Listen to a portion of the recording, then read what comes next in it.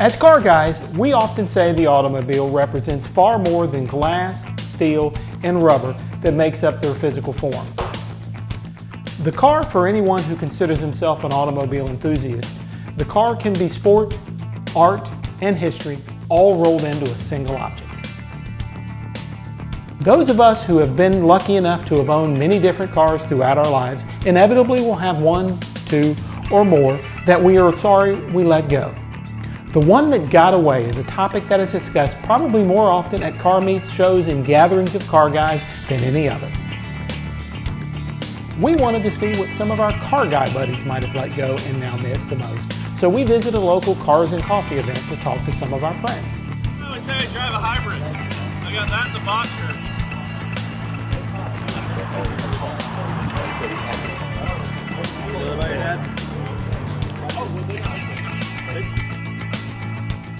The one that got away from me, and my dad tells me that I have a problem with each car that I purchase, that I get sentimentally attached to it, and that's true, because it seems like every one that I sell that I feel that they got away. But I got to go back to high school on this one, 1981 white Firebird Esprit.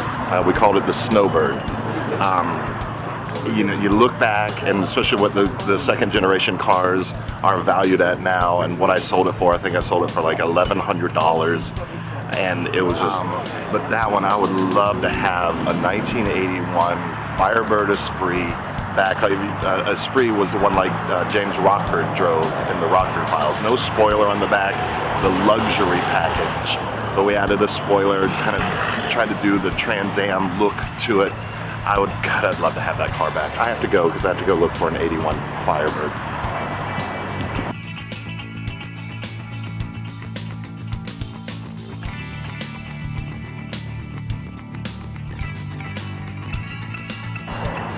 Had a 2001 Corvette that turns out to have a little bit more fun in it than I thought I needed.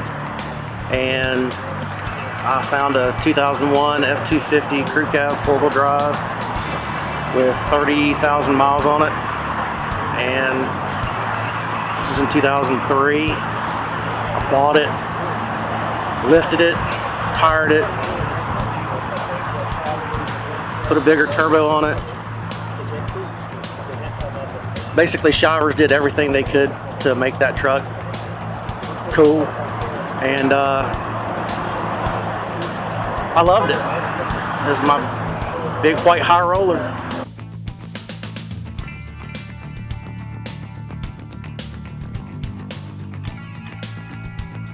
Thanks guys for the great stories. Like most car guys, I often look back and wonder what the value of some of my old cars would be today, both from a dollars and cents standpoint, but also in my vehicular enjoyment.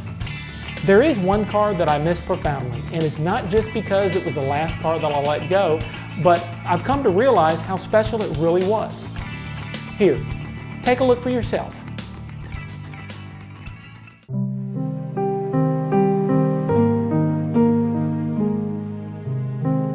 Between 2008 and 2013, the BMW E82 1 Series was the smallest BMW sold in America.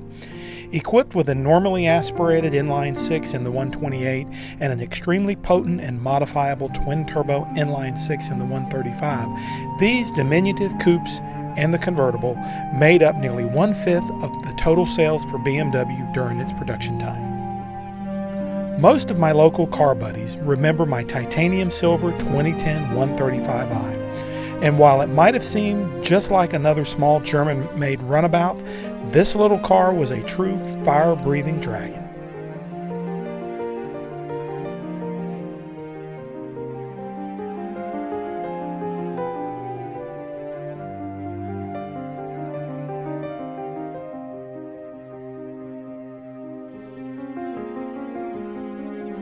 While we never had the car on a dynamometer or rolling road to get an exact reading, similarly modded cars to what we had built with our 135 were getting well over 450 brake horsepower in a 3,400 pound car, which meant this baby would haul ass. While not as analog as something from, say, the 1980s, these cars had an analog feel that it's hard to get from a modern car. I would dare say the E82 and its bigger E90 brethren are the last of the analog-feeling BMWs. They were the last generation of cars from Munich without the fly-by-wire steering that has become so common.